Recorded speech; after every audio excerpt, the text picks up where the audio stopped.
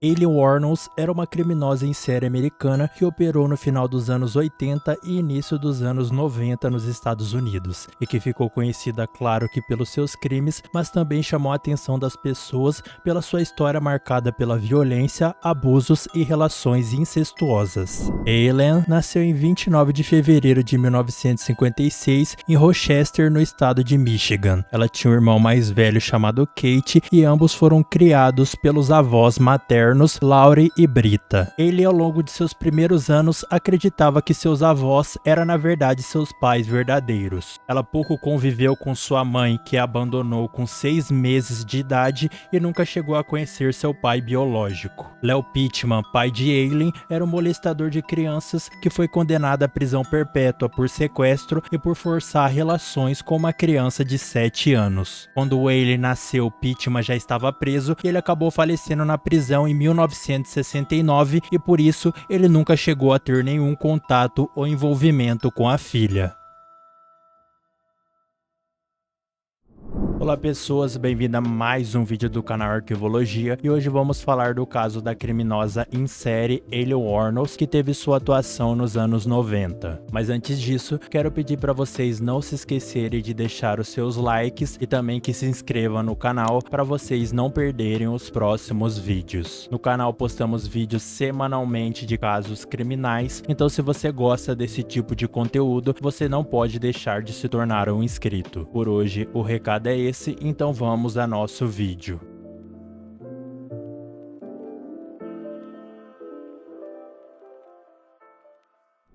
Com o abandono dos pais, ele foi criada por seus avós maternos e foi ainda na infância que ele passou pelas piores situações possíveis. O avô da menina era um alcoólatra furioso e constantemente violentava e abusava dela, enquanto sua avó fingia que nada acontecia. Vivendo nesse ambiente, ainda criança, ele começou a trocar favores sexuais por comida, cigarros e outros tipos de droga, e segundo algumas fontes, ela manteve relações até mesmo com o próprio irmão. A vida conturbada de Aileen desde a infância piorou mais ainda na fase da adolescência. Com 14 anos de idade, ela foi abusada por um amigo de seu avô e acabou engravidando de um menino. Devido à sua idade e à falta de recursos de sua família, o filho de Aileen foi retirado dela e colocado para adoção.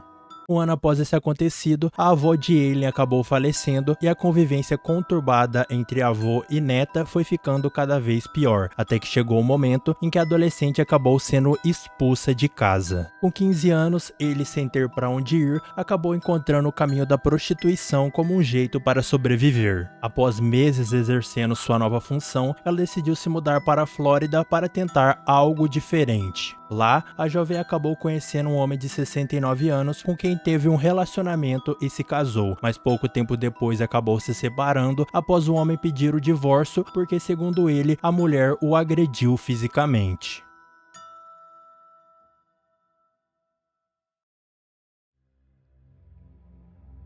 Em 1976, ele recebeu um benefício de $10 mil de uma apólice de seguro de seu irmão, que acabou falecendo com um câncer na garganta. Mas não demorou muito para que ela desperdiçasse todo o dinheiro que recebeu e voltasse a viver em uma situação complicada. Em 20 de maio de 1981, Aileen, agora com 25 anos, se encontrou em uma situação complicada financeiramente e desviou-se de seu estilo de vida habitual de prostituição e pequenos delitos, tomando a decisão de recorrer ao assalto à mão armada. Para marcar sua nova mudança criminal, ela roubou uma loja de conveniência, mas posteriormente, em 4 de maio de 1982, ela acabou sendo presa e condenada a 1 ano de prisão.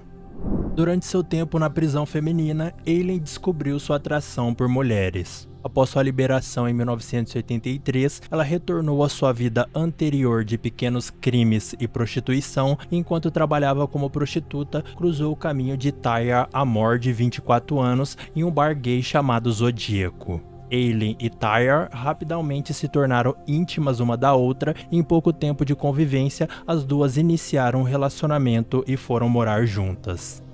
Mesmo em um relacionamento homoafetivo, ele não abandonou a sua vida na prostituição, pois ela dependia disso para se manter. Mas com o passar do tempo, ele, que já estava na casa dos 30 anos de idade, começou a perceber que ela não estava mais conseguindo tantos clientes como na época em que ela era jovem e atraente. Sua frustração financeira, decorrente de os homens não sentirem mais tanta atração por ela, foi somada ao histórico de abusos que ela sofreu dos homens que passaram pela vida dela. Isso pode ter sido o ponto crucial para Aileen começar a progredir em sua carreira de crimes em série. A primeira vítima de Aileen foi um homem chamado Richard Mallory, de 51 anos, dono de uma loja de eletrônicos. Em 30 de novembro de 1989, Richard conheceu Aileen em um bar e estava disposto a pagar por seu serviço. Richard então levou Aileen para um lugar isolado e lá foi surpreendido quando ela tirou uma arma de fogo e efetuou 5 disparos a queima-roupa. Após os disparos, Aileen jogou o corpo de Richard em um local afastado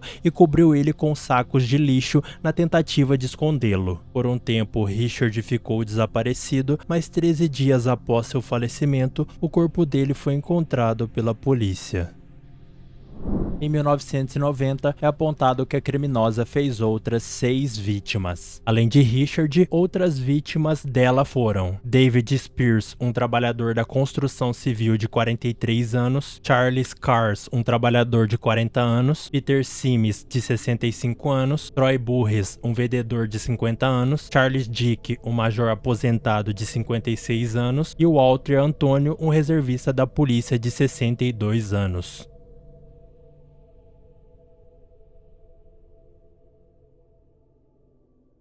Quando os corpos das vítimas começaram a ser encontrados, um padrão começou a ser identificado. Todas as vítimas eram homens, todos eles residiam no estado da Flórida e todos foram vitimados por disparos de arma de fogo do mesmo calibre. Nesse momento, os investigadores não faziam ideia de quem estava por trás daqueles crimes, mas uma atitude errada tomada por Aileen acabou fazendo os investigadores chegarem até ela.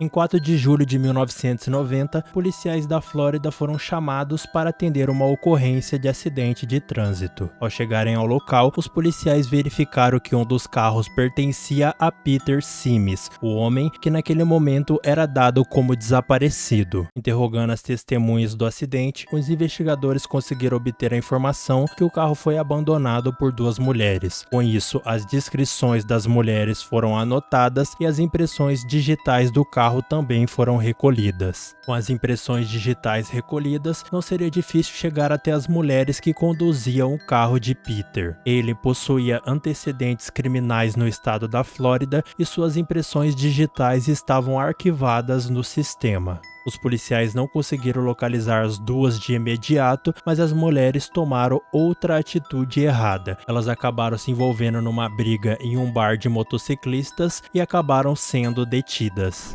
Assim que foi presa, logo Aileen foi identificada, mas os investigadores ainda achavam que tinha poucas evidências para condená-la. Então, os policiais desenvolveram um plano para fazê-la confessar. Sabendo da relação próxima das 2 mulheres, os investigadores ofereceram um acordo judicial para a amante de Aileen, que consistia em fazer a criminosa em série confessar seus crimes durante uma ligação. Shear, que já estava há quase um ano na prisão, ficou tentada pela imunidade processual oferecida e acabou aceitando o acordo dos investigadores. Algum tempo depois, Shear, sob orientação policial, ligou para Aileen com um telefone grampeado e manipulou ela até conseguir uma confissão. Ele então confessou os crimes cometidos contra os 7 homens e mais tarde essa gravação seria usada pela acusação no decorrer do processo. Em 14 de janeiro de 1992, iniciou-se o julgamento de Aileen. No tribunal, ela admitiu ter tirado a vida dos 7 homens, mas argumentou que os homens vitimados teriam a atacado e que ela teria agido em legítima defesa. Mas a promotoria acusava a mulher de ser uma criminosa fria e que ela teria cometido o crime apenas pelos seus desejos distorcidos.